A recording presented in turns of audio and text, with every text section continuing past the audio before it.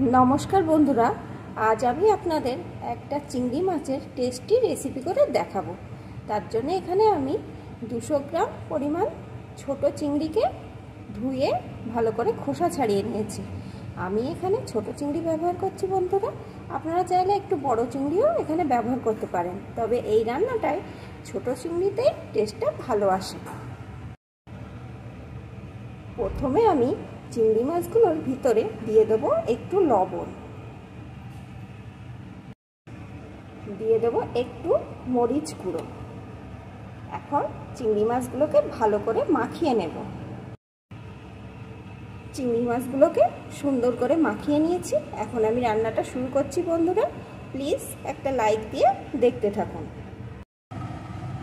রান্নার জন্য কড়াইতে গরম করে তার মধ্যে আমি পরিমাণ মতো সরষের তেল দিয়ে দিয়েছি। এখন তেলটাও গরম হয়ে গেছে। এখন এর ভিতরে দিয়ে দেব একটা পেঁয়াজ কুচি। এখন পেঁয়াজ কুচিটা একটু ভেজে নেব। পেঁয়াজ কুচিটা একটু ভেজে নিয়েছি। এখন এর ভিতরে আমি 7-8 কোয়া রসুনকে থেতো করে রেখেছিলাম, সেটা দিয়ে দিলাম। এখন এই পেঁয়াজের সাথে রসুনটাও একটু ভেজে নেব, যতক্ষণ না এই পেঁয়াজ রসুনের কাঁচা গন্ধটা দূর হয়ে যায়। পেঁয়াজ রসুন সুন্দর করে ভেজে নিয়েছি। এখন এর ভিতরে দিয়ে দেব একটা টমেটো কুচি, দিয়ে দেব একটা কাঁচা লঙ্কা কুচি। এখন এগুলোকেও একটু সুন্দর করে ভেজে নেব। সব কিছুকে একটু ভেজে নিয়েছি।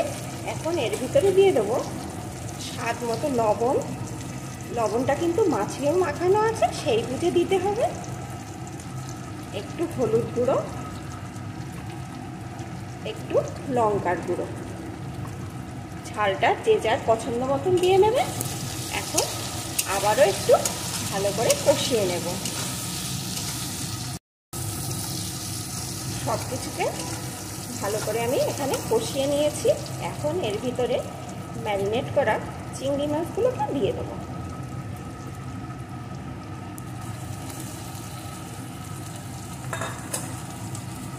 এখন সমস্ত কিছু দিয়ে চিংড়ি মাছগুলোকে এর সাথে নাড়তে থাকবো। বন্ধুরা, এই রান্নায় কিন্তু বাড়তি কোনো জল যাবে না। এই টমেটো পেঁয়াজের সাথে ভাজতে ভাজতে যেটুকু জল বের হবে সেই জলেই রান্নাটা হয়ে যাবে। তাই অল্প আছে এইভাবে নেড়ে নেড়ে রান্নাটা করে নিতে হবে, যাতে চিংড়ি মাছগুলো সুন্দর করে সিদ্ধ হয়ে যায়। এখন এইভাবে আমি রান্না করে নেব।